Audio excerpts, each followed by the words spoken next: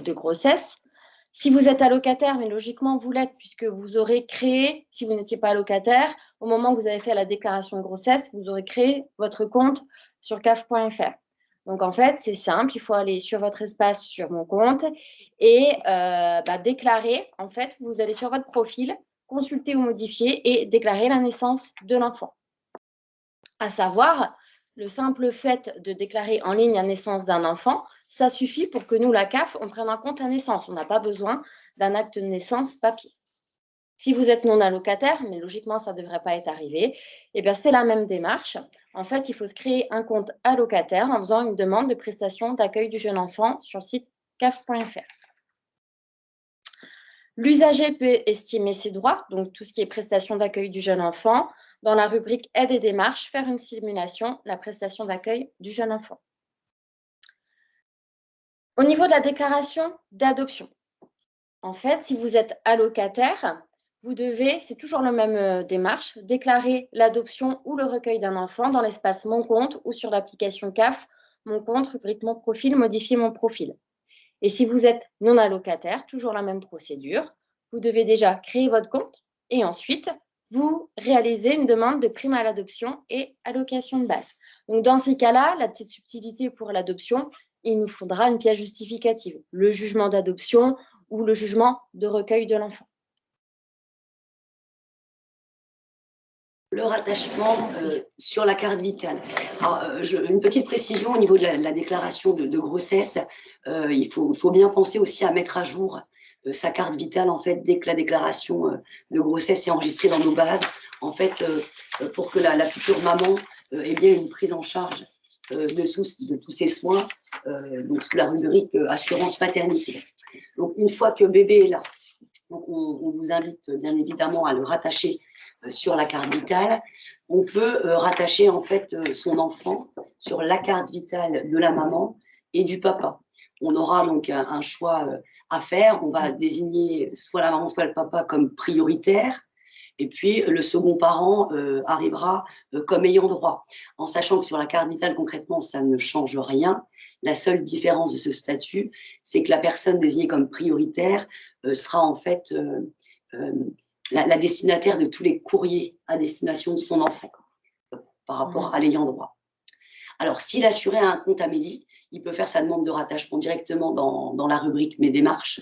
Si l'assuré n'a pas de compte Amélie, ou si le second parent n'appartient pas en fait, au régime général d'assurance maladie, donc l'assuré devra informer sa caisse et ou l'organisme de rattachement du second parent, donc via un formulaire donc qui s'appelle le S3705, qui est disponible sur Amélie dans la rubrique remboursement, être bien remboursé, rattachement de l'enfant sur la carte vitale des parents. Donc ce formulaire papier va être à compléter et il faudra également y joindre soit l'acte de naissance ou alors une copie du livret de famille mis à jour pour qu'on puisse en fait effectuer le rattachement. Une fois l'enfant rattaché, l'assuré doit mettre à jour sa carte vitale et informer sa mutuelle.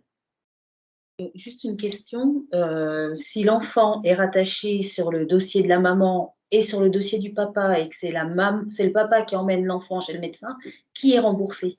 La maman ou le papa? Alors, si c'est la carte vitale du papa, en fait, lors de la consultation qui passe chez le médecin, en fait, le remboursement va s'effectuer sur le RIB de la carte vitale qui est associé. Donc, si le papa a un compte personnel à son nom, si la maman a un compte personnel à son nom, en fonction des cartes lors des consultations qui seront passées, les remboursements arriveront directement sur les comptes qui y sont associés. S'ils ont un compte joint et qu'on a les deux mêmes RIB sur deux cartes différentes. Oui, c'est important pour nos familles séparées et résidences alternées. Oui, alors oui, le remboursement se fait sur le RIB enregistré du détenteur de la carte vitale. D'accord, merci. D'accord.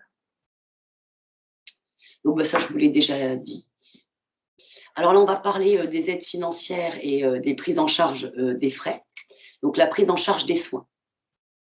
Pour la maternité, donc on a une prise en charge à 100%, donc hors dépassement d'honoraires, des examens obligatoires, des frais de santé médicaux remboursables, donc qu'ils soient pharmaceutiques, que ce soit des analyses d'examen de laboratoire, d'hospitalisation, qu'ils soient ou non en rapport avec la grossesse, à partir du premier jour du 6e mois de grossesse et jusqu'au 12e jour après l'accouchement. avant les 6 mois, jusqu'à la fin du 5e mois, on a une prise en charge des soins classiques, c'est-à-dire avec un remboursement à 70% par l'assurance maladie. Des frais d'hospitalisation ainsi que tous les soins dispensés en établissement de santé pour les nouveau-nés dans les 30 jours suivant leur naissance. Si l'assuré rencontre des difficultés financières et n'a pas de complémentaire santé, l'assurance maladie peut permettre de bénéficier de la complémentaire santé solidaire.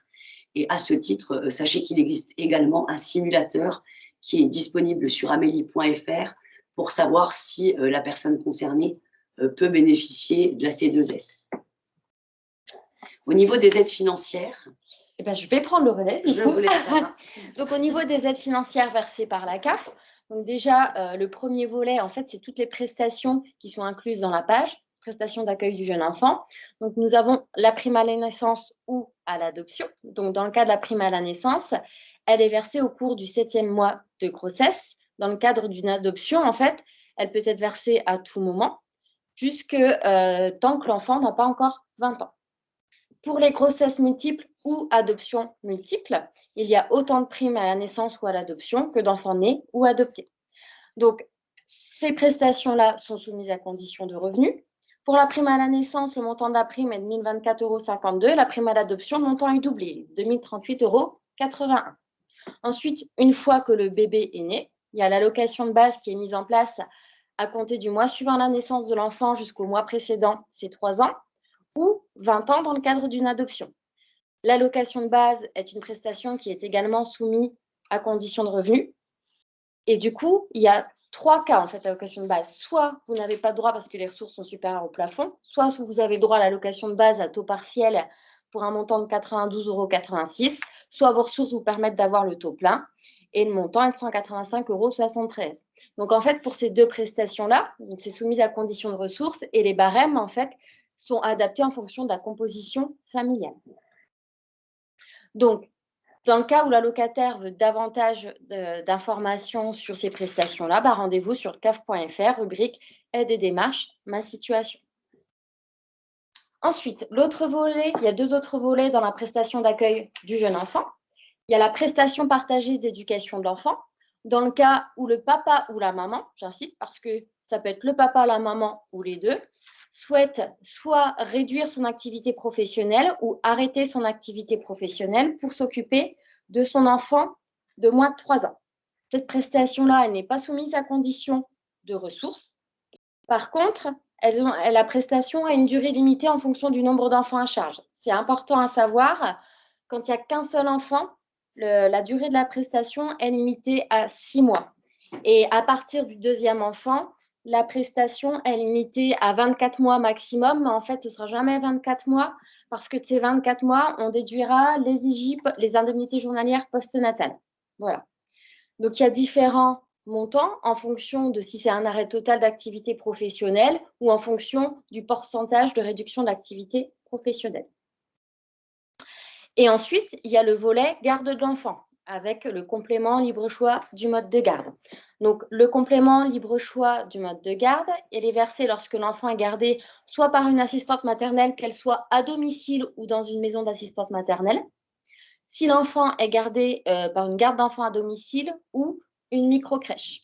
Donc, le complément libre choix mode de garde, il est versé jusqu'aux 6 ans de l'enfant et les montants sont modulés en fonction des ressources de la famille, en fonction de l'âge de l'enfant, 0-3 ans ou 3-6 ans, mais également en fonction du mode de garde. Les montants seront différents si on est sur un mode de garde assistante maternelle, garde à domicile ou micro-crèche. Donc, idem, si les parents veulent plus d'informations sur ces aides, rendez-vous sur caf.fr, aide et démarches, ma situation. Ensuite, là, on n'est plus sur la prestation d'accueil du jeune enfant, mais les aides financières liées à la charge d'enfant, à la famille. Donc, les allocations familiales qui sont mises en place à partir de l'arrivée du deuxième enfant. Donc, à compter de la naissance ou de l'arrivée d'un deuxième enfant et jusqu'au mois précédant les 20 ans de l'aîné. Et les allocations familiales sont également soumises à condition de ressources et le montant peut varier en fonction des revenus. Le complément familial, donc ça, c'est une aide qui est versée à partir du moment où il y a au moins 3 enfants à charge de plus de 3 ans et jusqu'aux 20 ans de l'aîné. En fait, le complément familial, il vient prendre le relais de l'allocation de base. Donc, le complément familial est aussi à condition de ressources et il y a différents montants du complément familial en fonction des revenus. Donc, tous ces montants, les informations plus détaillées sur les prestations, bien évidemment, vous les retrouvez sur le caf.fr, donc sur la partie allocataire pour les allocataires, mais vous également sur la partie partenaire où les informations sur les différentes prestations, d'ailleurs, sont plus détaillées que sur la partie allocataire. Et bien ensuite, on passe sur la partie accompagnement dans ce parcours naissance. Donc, le retour au domicile. Je crois que c'est Là, du coup, ça, c'est pour tout ça. Donc, on parle du prado-maternité, donc pour permettre aux mamans de rentrer chez elles dans les meilleures conditions après la naissance de leur enfant. Et si elles ont pu quitter la maternité dans les 72 heures après l'accouchement, 96 heures en cas de césarienne, le service Prado donne la possibilité de bénéficier d'un accompagnement à domicile par une sage-femme. La prise en charge est à 100%, donc dans la limite des tarifs de base de l'assurance maladie, et bénéficie également de la dispense d'avance des frais sur la partie prise en charge par la sécurité sociale, et ce, jusqu'au 12e jour après la naissance. Donc, avec ce service Prado, tout est organisé pour que la maman et son bébé puissent être suivis par une sage-femme à domicile dès le lendemain de leur retour à la maison. On va parler maintenant des missions accompagnement santé et de l'action sanitaire et sociale de l'assurance maladie. Donc, nombre d'assurés ne recourent pas à leurs droits ou ne se font pas soigner. Cela s'explique par différentes raisons. Le reste à charge, les difficultés pour obtenir un rendez-vous, la complexité des démarches à accomplir et le besoin de guidance. Pour lutter contre ces difficultés d'accès aux droits et aux soins, l'assurance maladie met en place la mission accompagnement santé. Il s'agit d'un service d'accompagnement personnalisé à destination des assurés. Un conseiller spécialement formé contacte l'assuré par téléphone pour faire le point sur ses droits et voir les droits auxquels il peut prétendre en fonction de sa situation, recueillir le consentement de la personne pour bénéficier de l'accompagnement, définir avec lui le niveau d'accompagnement nécessaire. Donc celui-ci varie selon la nature des mesures à mettre en œuvre, la gravité et l'urgence de la situation, ainsi que des capacités d'autonomie de la personne perçues au cours de l'entretien. Le conseiller travaille en lien donc, avec les autres services de l'assurance maladie, les services administratifs, le service médical et le service social. Il peut notamment, avec l'accord de l'assuré, solliciter l'intervention du service social de l'assurance maladie en cas de situation complexe, faire une demande d'aide individuelle au titre de l'action sanitaire et sociale et proposer un accompagnement à l'inclusion numérique via des ateliers numériques que nous proposons à destination des assurés. Loin du numérique. Loin du numérique. Donc, en cas de détection d'une situation de difficulté d'accès aux droits et aux soins, il convient donc d'utiliser le formulaire de saisine donc, qui est spécialement dédié à la mission accompagnement santé et de l'adresser avec l'accord de l'assuré à la CPAM. Il trouve où ce formulaire? Alors, ce formulaire, on l'envoie à nos partenaires. Je ne suis pas sûre qu'il soit à disposition sur Amélie. Je confirmerai, je ferai repasser l'information pour les partenaires présents. Oui. En cas de situation financière donc rendue difficile par son état de santé, que ce soit la maladie, la maternité, l'accident du travail, le handicap, l'invalidité, de revenus modestes, des aides individuelles peuvent être versées pour faire face. L'action sanitaire et sociale peut accorder une aide ponctuelle en complément des prestations versées dans les domaines suivants.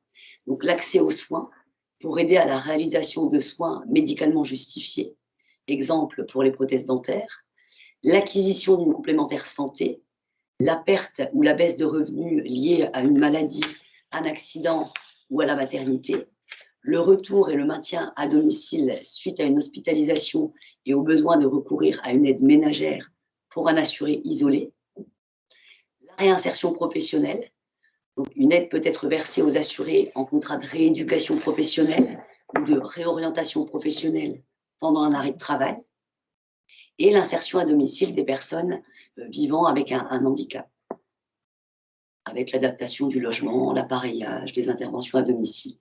Donc, il s'agit d'aides facultatives et non d'un droit. Ce sont en fait des aides extra-légales. il y a un partenaire du coup qui nous demande effectivement si on peut leur envoyer le formulaire CEPAM en même temps que le PowerPoint du webinaire. En fait. Oui, je vous le ferai suivre. D'accord. Merci. Myriam, à toi pour parcours naissance. Donc, au niveau de la CAF, on accompagne également et on oriente les familles dans le cadre de la grossesse et dans le cadre des futurs parents.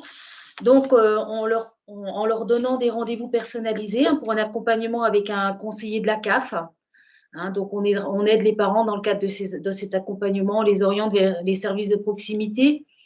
On apporte également des informations dans le cadre de réunions collectives avec les ateliers maternité. Ça, on va vous en parler ultérieurement, où là, on leur indique les différents droits, CAF, CEPAM ou autres. On peut également apporter des aides au niveau de l'aide à domicile pour aider les futurs parents dans les tâches du quotidien, surtout s'il y a déjà des enfants au domicile, pour accompagner les enfants peut-être à l'école si la maman doit rester alitée. Il y a des aides qui sont possibles au niveau de la CAF. On apporte également des aides au niveau de la crèche, assistante maternelle, ce qui a été dit auparavant. On a également des relais petite enfance qui sont là des lieux dédiés qui sont financés en partie par la CAF pour permettre l'accueil des parents, pour les orienter sur les aides au niveau assistante maternelle. Et on a également des lieux d'accueil enfants-parents. Là, on en a 2 sur la Haute-Marne, on en a un à Chaumont et on en a un à Langres, qui permet d'accueillir les parents et les enfants pour leur permettre la socialisation de l'enfant avant l'entrée à l'école, notamment pour les enfants qui ne sont pas forcément chez une assistante maternelle ou en crèche. Ça leur permet aux parents de rencontrer d'autres parents et des enfants rencontrer d'autres enfants. Donc, au niveau de l'arrivée de l'enfant, on a mis en place ce qu'on appelle une do-do list, une checklist. Cette checklist, vous voyez la première partie à côté. C'est un document qu'on remet lors des ateliers maternité pour les futurs parents. Et là, ça décline les différentes étapes au niveau des 3 trimestres au niveau de la naissance et des démarches à faire. Donc voilà, donc là, on met en place ce qu'on appelle des ateliers maternité. Donc les ateliers maternité pour la CAF de la Haute-Marne, ce n'est pas nouveau. Mais au niveau de la nouvelle CPOG 2024-2027, c'est quelque chose que la CNAF demande à ce qu'il soit installé et qu'il soit décliné sur tout le territoire. Donc, on a déjà, nous, une expérimentation sur Joinville. Donc, les ateliers maternité, c'est une équipe pluridisciplinaire qui permet en un seul atelier de pouvoir disposer d'informations multiples. Donc, des informations sur les droits CAF, la CEPAM, les démarches administratives, le suivi de la grossesse par le biais de consultations obligatoires, préparation à l'accouchement, alimentation, etc.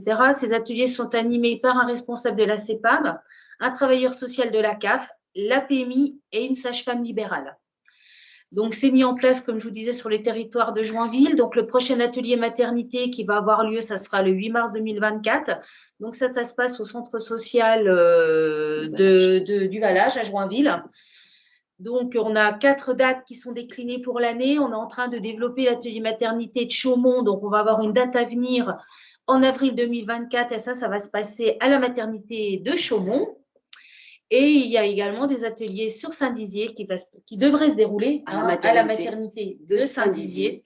Donc, conjointement, CAF, CEPAM, PMI et sage-femme. Il ne nous reste plus que Langres. Il ne nous restera plus que Langres à développer ensuite. Oui. Voilà. Alors maintenant, pour aller plus loin, c'est la présentation de nos sites. Alors, le site amélie.fr donne accès à plusieurs informations utiles aux futurs et jeunes parents. Donc, par exemple, la page maternité, paternité, adoption présente les droits et les démarches à effectuer en cas de maternité, de paternité et d'adoption. Donc, l'accès, accueil, droits et démarches, famille, rubrique maternité, paternité, adoption. Vous avez également les pages grossesse et naissance et enfants qui donnent accès à des informations relatives à la santé de la mère et de l'enfant. Et vous avez le lien d'accès, accueil, santé, grossesse et naissance, enfants. Donc, le compte Amélie est un espace personnel sécurisé pour accéder à tous les services depuis un ordinateur, un mobile ou une tablette. Consulter donc les remboursements, télécharger les attestations, obtenir une carte européenne d'assurance maladie, contacter un conseiller par email.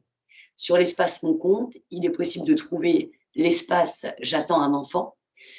C'est un espace donc, qui accompagne les futurs parents tout au long de la grossesse et qui permet de bénéficier de conseils pratiques et utiles tous les mois. Et puis l'espace « La santé de votre enfant » qui informe régulièrement sur les examens médicaux, vaccins obligatoires, repères alimentaires pour les enfants jusqu'à 13 ans. Au niveau de l'accès, il suffit d'aller donc dans l'onglet « Prévention » sur le compte Amélie.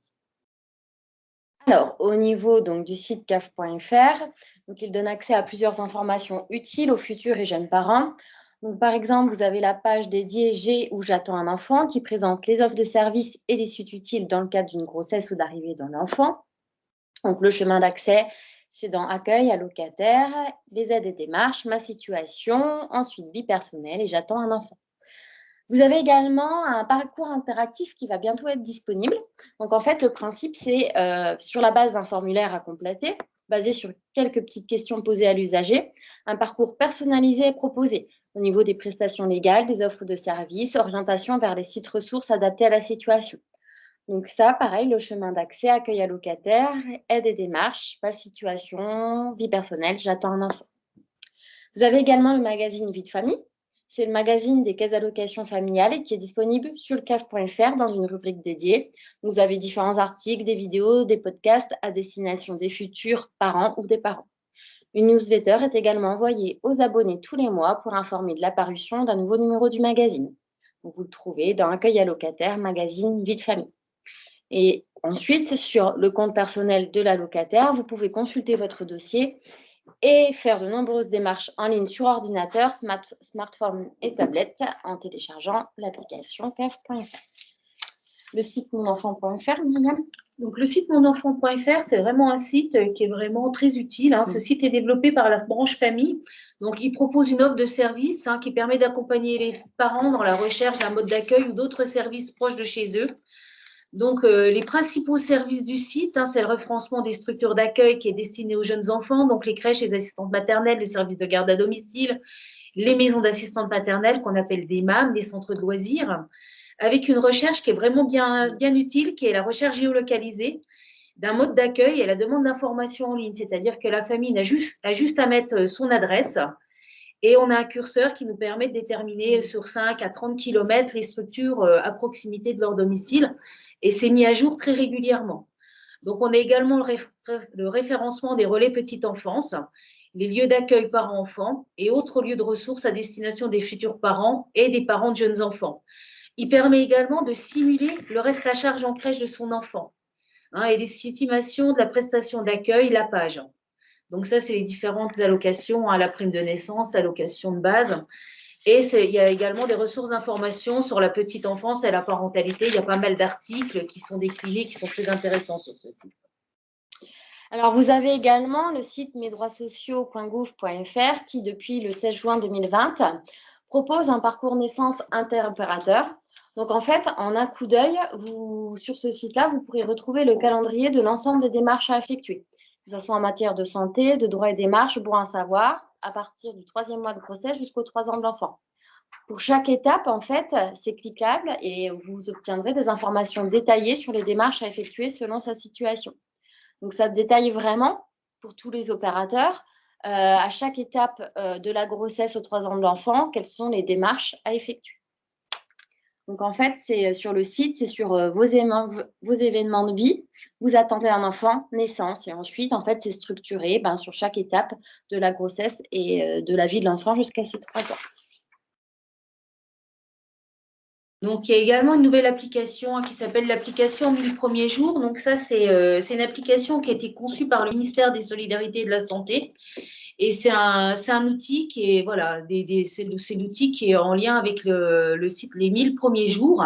Donc, ça permet des informations sur la grossesse et l'accouchement, un calendrier de suivi personnalisé, des conseils sur l'éducation du jeune enfant et un dispositif de détection de la dépression postpartum. Donc, c'est une application qui est gratuite et qui est téléchargeable sur tous les téléphones, en fait. Donc, en synthèse, on peut dire que le parcours arrivée de l'enfant, c'est une multitude de dispositifs à disposition des parents. Donc, il y a le dispositif 1000 premiers jours. On a également mis en place ce qu'on appelle un parcours malin pour toutes les familles qui ont un quotient familial inférieur à 800 €. C'est également une application qui permet également d'avoir des bons de réduction jusqu'aux 3 ans de l'enfant, tous les mois. Donc, il suffit juste de s'inscrire sur ce site-là, d'y apporter son attestation CAF et il peut y avoir des bons de réduction pour l'alimentation du jeune enfant. Il y a également du coup, les ateliers maternité qui sont développés sur tout le secteur de la Haute-Marne pour cette année, pour l'année 2024, le site monenfant.fr et également des travailleurs sociaux de la CAF qui peuvent accompagner les familles dans le cadre de rendez-vous personnalisés. Donc, ces rendez-vous personnalisés, en général, ils sont mis en place dans le cadre des ateliers maternité pour les familles qu'on rencontre. Et au niveau de la CEPAM, c'est la même chose. Alors voilà sur Parcours Naissance. Est-ce que vous avez des questions par rapport à ce parcours? Non? Non, pour l'instant, on n'a pas de questions, mais vous pouvez nous écrire. Effectivement. Donc du coup, on reviendra dessus.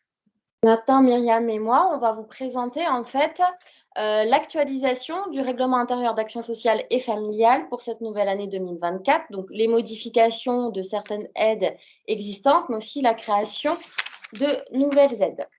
Merci, on nous a dit que c'était une bonne présentation. Je dis merci. Merci. Donc, ce nouveau règlement sera prochainement disponible donc, sur le CAF.fr. Donc, dans la rubrique allocataire, ce sera dans la partie offre de service. Accueil, offre de service, donc bien évidemment en vous identifiant sur la page locale de la CAF de la Haute-Marne. Et dans la rubrique partenaires, partenaires locaux, règlement intérieur d'action sociale 2024. Donc le règlement intérieur d'action sociale et familiale 2024 comprend 2 types d'aides.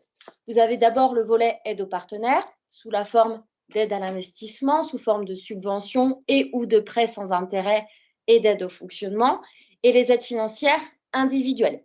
Donc, qui ont pour objet d'accompagner les familles dans des moments clés de leur vie, naissance, séparation, décès, insertion sociale et professionnelle, amélioration du cadre de vie et également faciliter l'accès aux loisirs et vacances.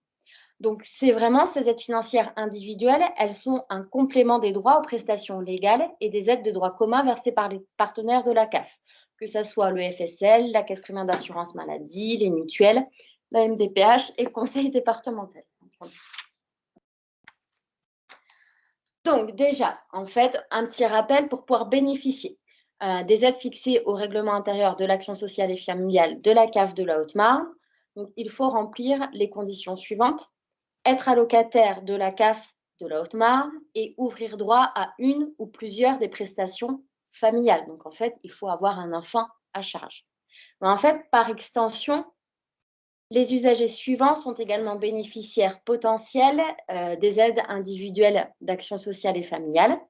Ça peut être les familles non allocataires, parents d'un seul enfant de moins de 18 ans, qui n'ont pas forcément de droit aux prestations familiales. Pour un seul enfant, il n'y a pas.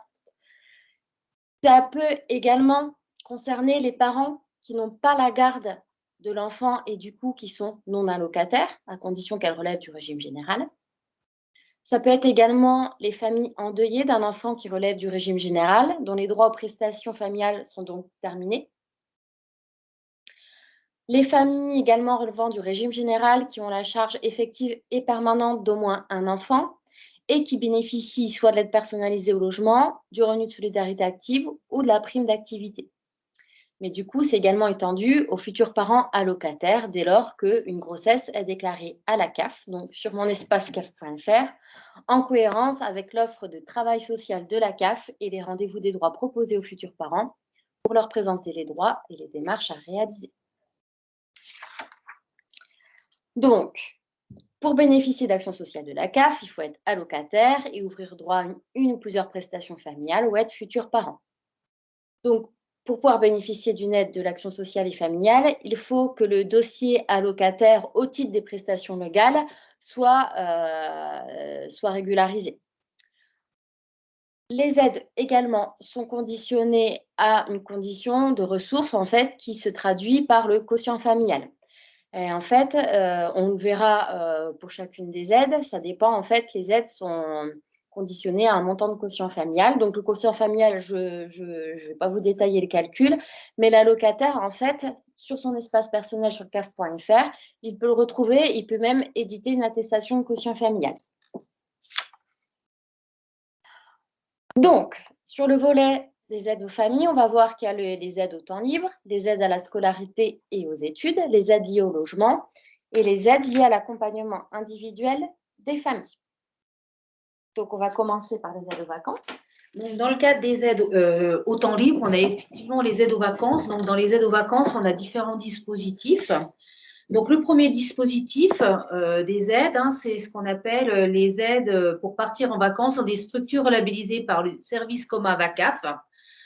C'est une aide qui est déjà bien connue parce qu'elle elle est effective depuis fort longtemps au niveau de la CAF de la Haute-Marne. Mais cette année, on a une particularité, donc c'est pour ça qu'on vous la redécline. Donc, l'aide présente les caractéristiques suivantes. Je vous fais le rappel de l'aide. Donc, elle est accordée pour un séjour par an d'une durée de 2 nuitées minimum et de 10 nuitées maximum. Pour les familles ayant un quotient familial entre 0 et 600, le plafond de prise en charge s'élève à 600 € avec un taux d'intervention de 60% par la CAF. Ce taux est porté à 65% pour les familles monoparentales ou bénéficiaires d'AEH. Pour les familles ayant un quotient familial entre 600 et 750, le plafond de prise en charge s'élève à 400 € avec un taux d'intervention de 40% par la CAF qui est lui porté à 55% pour les familles monoparentales ou bénéficiaires d'AEH. La nouveauté, c'est que les familles peuvent bénéficier de l'aide une année sur 2, avec maintien des droits annuels à l'AVE. AVE, c'est les aides vacances pour les colonies, pour les enfants, permettant à davantage de familles de bénéficier du dispositif. C'est vrai que ces aides-là, elles sont conditionnées à notre budget. Et une fois que l'enveloppe budgétaire est consommée, les familles ne peuvent pas partir. Donc, pour pouvoir privilégier un plus grand nombre de départs, le conseil d'administration a souhaité que les familles ne puissent bénéficier plus qu'une année sur 2 de ce dispositif-là. Donc, nous avons également dans le cadre du temps libre les aides aux vacances enfants. Donc, ça, c'est VACAF AVE.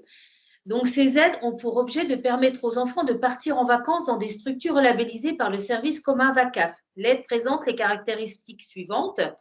Donc, pareil, elle est accordée pour un séjour par an d'une durée de 5 nuitées minimum et de 15 nuitées maximum. Pour les familles ayant un quotient familial de 0 à 600, le plafond de prise en charge s'élève à 30 € par jour avec un taux d'intervention de 80% par la CAF, porté à 90% pour les familles monoparentales ou bénéficiaires d'AEH. C'est vrai que le règlement intérieur, on privilégie aussi beaucoup les familles monoparentales et les familles bénéficiaires d'AEH parce qu'elles ont des frais supplémentaires en fait. Pour les familles avec un quotient familial entre 600 et 750, le plafond de prise en charge s'élève à 15 € par jour avec un taux d'intervention de 65% par la CAF qui est porté, lui, également à 75% pour les familles monoparentales ou bénéficiaires d'AEH. Donc, les aides, elles sont subsidiaires aux aides versées par les autres partenaires, c'est-à-dire qu'au préalable, on prend les aides des autres partenaires et nous, on comble ensuite avec l'aide de la CAF. Donc, ces aides ont pour objet de permettre aux familles de bénéficier d'un accompagnement socio-éducatif dans le cadre d'un premier départ. Le montant de l'aide s'élève à 1 500 € par famille avec un taux d'intervention. Ça, c'est les aides. Ah oui, ça, c'est l'autre dispositif, c'est l'aide VACAF séjours sociaux, VACAF AVS. Donc, ça, c'est un dispositif normalement qui est mis à disposition des partenaires. Et en général, c'est pour des structures qui accompagnent des familles et il y a des aides plus importantes au niveau de la CAF qui sont mises à disposition. Ensuite, il y a les aides dans le cadre également encore du temps libre, c'est la création du pass colo. Donc, le pass colo, c'est une aide qui est mise en place par l'État en fait. Donc, au niveau de l'année 2024, l'État a décidé la création d'un pass colo pour faciliter le départ au séjour collectif des enfants de 11 ans. Donc, pourquoi les enfants de 11 ans? C'est les enfants qui passent du CM2 à la 6e. Donc, l'État a décidé de favoriser ces enfants-là pour cette aide au pass colo. Donc, cette mesure s'inscrit dans l'axe de la COG 2023-2024-2027, normalement, visant à faciliter l'accès des enfants et adolescents aux activités péri- et extrascolaires. Donc, c'est une aide qui est gérée directement par VACAF. Elle est cumulable avec les autres aides aux vacances enfants, mais le Pass-Colo reste toujours prioritaire. Comme je vous ai dit, on passe toujours les aides État et les autres aides prioritairement à nos aides. Donc, vous voyez, l'aide, elle est d'un différent montant en fonction du quotient familial. Donc, ça va de 350 € à 200 € en fonction du quotient familial des familles. C'est moi aussi celui-là. Donc, on a les aides financières encore dans le cadre du temps libre. Donc là, on a le passeport loisir. Donc là, c'est une aide, c'est pas pour le départ en vacances, c'est le départ en colo. Là, c'est une aide pour permettre aux enfants de faire des activités sportives ou culturelles. Donc, le montant du passeport loisir a été porté à 40 € par jeune pour les allocataires ayant un quotient familial inférieur à 600 € et 20 € par jeune pour les allocataires ayant un quotient familial compris entre 600 et 750 €. Donc, en 2024, le montant du passeport loisir est majoré de 20 € pour les enfants bénéficiaires de l'AEH afin d'encourager la pratique sportive ou culturelle de ces enfants. Donc, ça, c'est une modification qui a été apportée cette année qui n'apparaissait pas les années passées. On a également adapté ce dispositif au niveau du versement de l'aide. Donc, alors, il y a le pass sport, 50 € de l'État qui vient en plus du passeport pour les jeunes. Et en 2024, il y a une adaptation du circuit de traitement des passeports loisirs qui est mise en œuvre. Donc là, c'est vrai que c'est une modification qui est relativement importante, notamment pour les structures qui accueillent les enfants. Donc, les passeports sont directement adressés sous format dématérialisé par la CAF aux allocataires en août, comme chaque année, ça ne change pas. Ce qui change, c'est que la famille réglera l'association du montant total de la cotisation, puis transmettra à la CAF le justificatif adhésion ou la cotisation payée par la famille. Et ensuite, la CAF remboursera directement le montant du passeport loisir à la famille et non plus à la structure comme ça se faisait auparavant. Vous avez des questions pour l'instant sur les aides du temps libre avant qu'on passe au BAFA?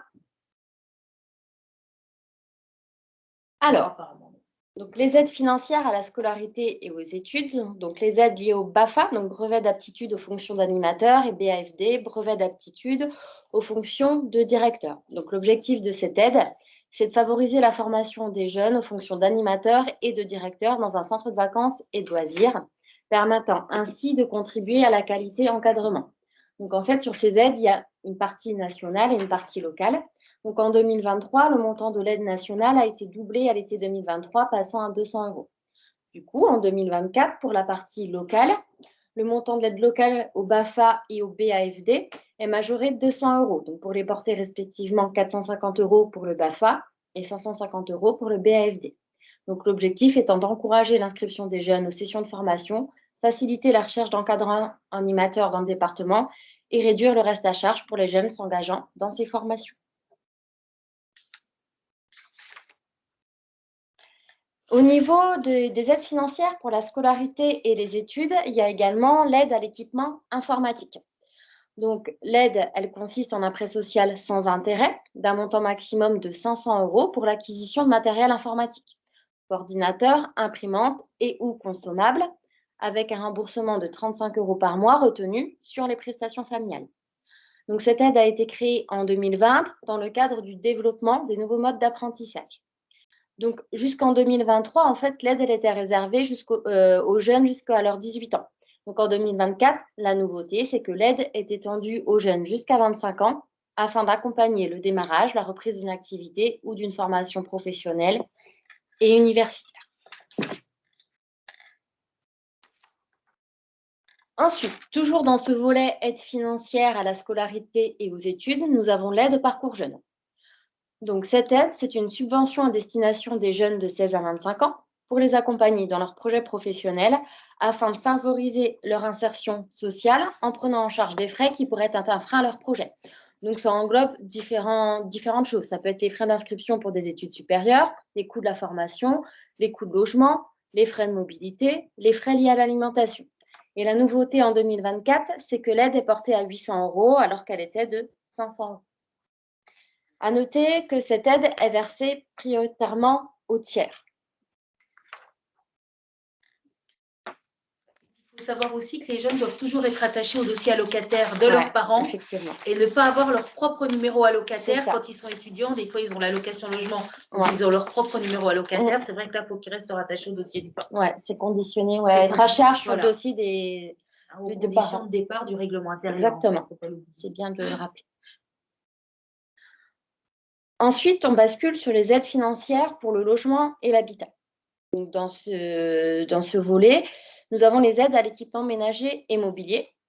Donc, elles sont versées sous la forme de prêts sans intérêt, pouvant aller jusqu'à 400 € et remboursables par mensualité de 35 €, donc retenue sur les prestations, pouvant être amenées dans certains cas à 25 € selon la situation de l'usager. L'objectif de ces aides, c'est de faciliter l'acquisition d'articles ménagers ou mobiliers pour les familles et à garantir le confort du logement. Alors, ce qui est bon à savoir également, c'est que pour les appareils ménagers, ils doivent répondre à une critère de classe énergétique, permettant de contribuer à la sobriété énergétique, mais aussi à la maîtrise des dépenses pour la famille. Alors, pour le BAFA, on a une question. Alors, est-ce qu'il y a des conditions, merci pour le BAFA et le BAFD, est-ce qu'il y a des conditions d'attribution de l'aide? Il n'y a pas de quotient familial pour le BAFA ou il y a un COSTI? Ah, il faut qu'on regarde parce que… Ouais, je vais différer ma réponse. On diffère la réponse Oui. et on vous répondra du coup. Je sais pas. J'ai imprimé le règlement.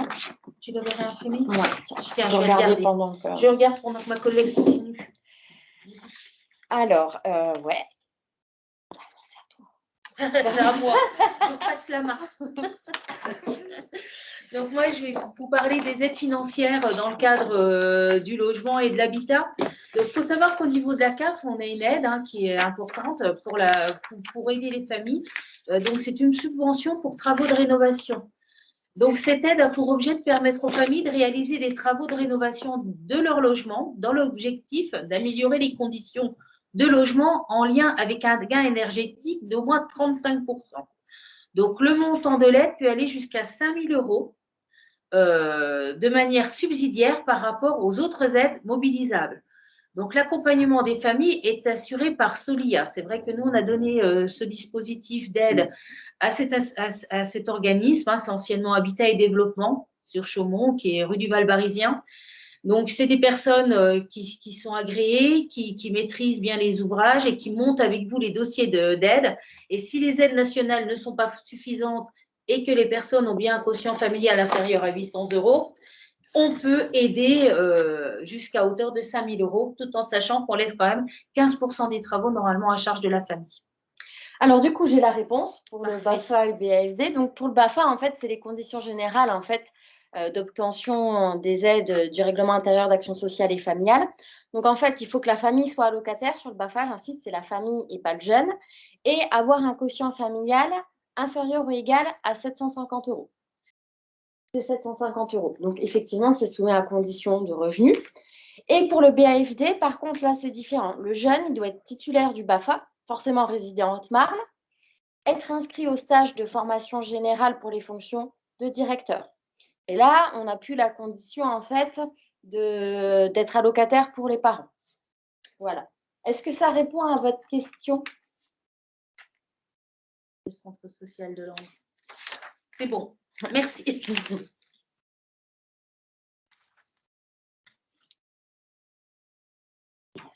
C'est moi, c'est l'aide à l'énergie, c'est une nouveauté. Les administrateurs, ils ont souhaité mettre en place cette année une nouvelle aide qui s'appelle l'aide à l'énergie. Donc, lors de l'accompagnement individuel des familles, donc la problématique des dépenses liées au logement, notamment les dépenses énergétiques, c'est vrai que ça constitue une source de fragilité des familles, a fortiori dans un contexte d'augmentation des fortes des coûts d'énergie. Donc, il y a une nouvelle aide qui a été créée du coup en 2024 pour permettre aux familles de faire face à l'augmentation des dépenses énergétiques dans les conditions suivantes. Donc, c'est sous forme de prêt. Donc, c'est attribution d'un prêt sans intérêt jusqu'à 1 000 € pour les familles ayant un quotient familial inférieur à 500 € afin de les accompagner dans le paiement d'une facture énergétique. Donc, la famille peut être propriétaire ou locataire. Donc, c'est la mobilisation d'un précaf sur la base de la présentation d'une facture ou d'un devis énergétique. Alors, charbon, plus trop par chez nous quand même, fioul, bois, gaz, électricité, gare annulée, pellet, avec versement prioritaire au tiers. Et ensuite, ça sera des remboursements par prélèvement sur prestation par le biais de mensualités d'au moins 35 € dans une limite d'1 an. C'est-à-dire que si la famille, elle a un prêt de 1 000 €, ça ne sera pas du coup des mensualités de 35 €, mais ça sera des mensualités de 83 € parce qu'il faut que le prêt soit remboursé dans l'année. Si la situation de la famille est compliquée, on peut effectivement entendre qu'on peut étaler un peu plus les mensualités de plus d'1 an. Donc, ça vient après le FSL. Hein, ça, c'est… Voilà. Est-ce qu'il y a des conditions de revenus pour l'aide rénovation? Oui, 800 € le QF, normalement. Alors, il y a une nouvelle aide qui a été créée en 2024, c'est l'aide à la sortie d'indécence. Parce que en 2023, les critères de non-décence d'un logement ont été étendus aux critères énergétiques, donc le logement de classe énergétique G, et aux nuisibles, blattes, punaises de lit. En cas de qualification de non-décence du logement, les coûts liés à la mise aux normes du logement relèvent de la responsabilité du propriétaire bailleur. Par contre, en ce qui concerne les nuisibles, des coûts restent à la charge du locataire. Donc du coup, face à ce constat, la CAF a créé en 2024 une nouvelle aide à la sortie d'indécence pour permettre aux familles locataires de procéder à la mise en norme du logement dans le cadre de la lutte contre les nuisibles dans les conditions suivantes. Donc c'est sous la forme d'un prêt sans intérêt qui peut aller jusqu'à 1 000 € pour les familles qui ont un quotient familial inférieur à 800 €. La famille doit être locataire ou propriétaire bailleur. Un constat de non-décence donc pour ce motif, donc les nuisibles, doit avoir été réalisé par la CAF et un devis d'intervention par un professionnel doit également être fourni à la CAF. Donc là, je vais faire un rappel parce que ça, c'est des aides qui existent depuis très longtemps. Donc ça, c'est des aides qu'on peut apporter aux familles fragilisées dans le cadre de secours d'urgence. Donc, dans le cadre de l'accompagnement des familles qui sont confrontées à un événement de vie fragilisant leur équilibre budgétaire sur la base d'un diagnostic social de la situation familiale, la CAF peut attribuer une subvention ou un prêt jusqu'à 1 000 €. Donc, ça, c'est des aides qui sont activables soit par le biais du conseil départemental, par le biais du FSL, ou dans le cadre de l'accompagnement que met en place la CAF par le biais de leur conseillère sociale, dans le cadre des parcours, soit séparation, décès d'un enfant, décès du conjoint, et puis les familles monoparentales. Donc cet appui financier est exceptionnel, il est sous la forme et il peut y avoir également un secours d'urgence d'un montant de 400 € qui peut être apporté aux familles faisant face à des difficultés financières à caractère exceptionnel et momentané liées à un besoin urgent et vital. Ça, c'est des choses qu'on peut activer aussi rapidement dans le cadre de nos offres de services. Aussi l'aide à la naissance du 3e enfant. On aura beaucoup parlé aujourd'hui. Donc, l'aide à la naissance pour un 3e enfant, c'est pareil, c'est une nouvelle aide qui vient d'être mise en place par les administrateurs dans le cadre de leur groupe de réflexion annuel. Donc, en 2023, le nombre d'enfants de naissance au Haute-Marne s'élevait à 1085. Le nombre de 3e naissances au sein d'une même famille avec un quotient familial à 800 € et de 89, traduisant la tendance à la baisse de la natalité, de la démographie dans le département. Donc, il est vrai que la naissance d'un 3e enfant, une naissance multiple, un jumeau, triplé, occasionne des coûts supplémentaires et une nouvelle organisation pour la famille. Donc, afin de faciliter la parentalité dans ce cadre, un accompagnement financier exceptionnel est considéré comme nécessaire. Donc, la CAF crée en 2024 une nouvelle aide sous la forme du versement d'une subvention de 250 € pour les familles concernées par une 3e naissance ou naissance multiple, confrontées à des dépenses exceptionnelles et faisant l'objet d'un accompagnement social. Donc ça va être dans le cadre du parcours naissance. Donc là, ça va être une aide supplémentaire qu'on va pouvoir apporter à nos familles.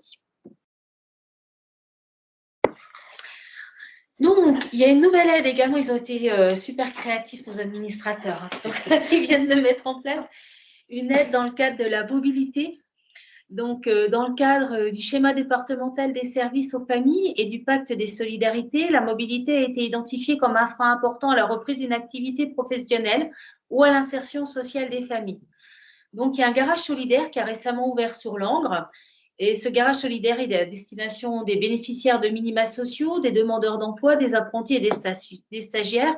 Et celui-ci propose différents services.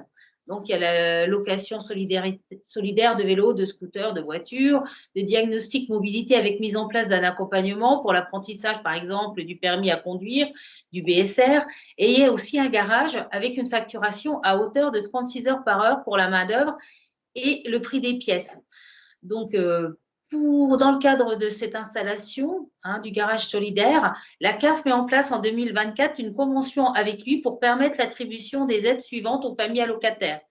Donc, on pourra accorder un secours jusqu'à hauteur de 500 € pour les familles avec un quotient familial inférieur à 400 €, prêts sans intérêt jusqu'à 500 € pour les familles avec un quotient familial compris entre 400 et 800 €. Donc, l'aide sera versée directement au garage pour des réparations de véhicules. Et bien voilà, nous arrivons à l'issue de notre webinaire. Est-ce que vous avez des questions là sur les actualisations du règlement intérieur ou même d'autres questions?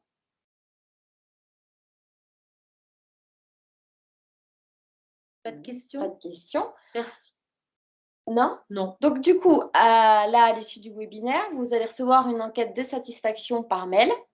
Donc, vous pouvez également accéder à cette enquête de satisfaction en scannant le QR code. Donc, l'objectif de cette enquête de satisfaction, c'est d'évaluer l'opportunité d'autres webinaires et surtout identifier les thématiques qui vous intéressent. Toujours pas de questions? Bon, c'est qu'on a été clair, alors tant mieux. Eh bien, écoutez, si vous n'avez pas de questions, je vous souhaite une excellente fin de journée. Merci pour votre participation. Merci à tous. Merci, au revoir. Au revoir.